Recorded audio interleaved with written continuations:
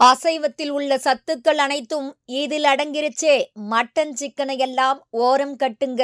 பலரும் அசைவம் சாப்பிட்டால்தான் உடலுக்கு தேவையான சத்துக்கள் கிடைக்கும் என்று காசை கொட்டி கறி மீனெல்லாம் வாங்கி சாப்பிடுகிறார்கள்.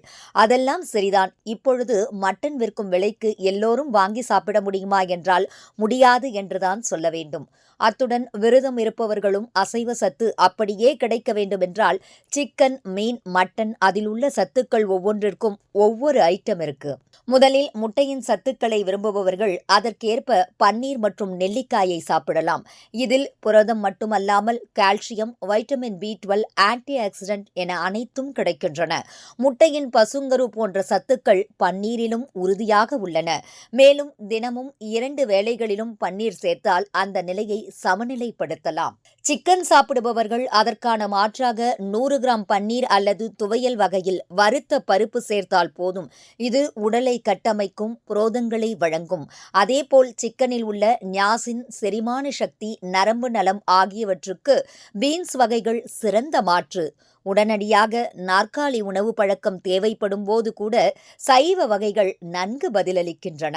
மட்டன் சாப்பிடுபவர்களுக்கு ராஜ்மா, பச்சை பயிறு மற்றும் கொண்டைக்கடலை 3ஐயும் கலந்து செய்து கொடுத்தால் அதில் கிடைக்கும் சத்துக்கள் மட்டனை விட மேன்மையானதாக இருக்கும். குறிப்பாக இரும்புச்சத்து, புரோதம், நார்ச்சத்து போன்றவை மிக அதிகமாக உள்ளன. இவை இரத்தத்தில் ஹீமோகுளோபினை அதிகரிக்கின்றன. தினமும் 1 கப் அளவில் உணவில் சேர்த்தால் போதும். மீன் சாப்பிடுபவர்கள் அதில் இருக்கும் ஒமேகா 3 கொழுப்பு அமிலத்திற்கான மாற்றாக வேர்க்கடலை எண்ணெய், மீல் மேக்கர், சூரியகாந்தி விதை, அவிசெண்டை பீன்ஸ் போன்றவை சிறந்தவை. அவை மூளைக்கு ஊட்டமளிக்கின்றன, இதய நலத்தை பாதுகாக்கின்றன.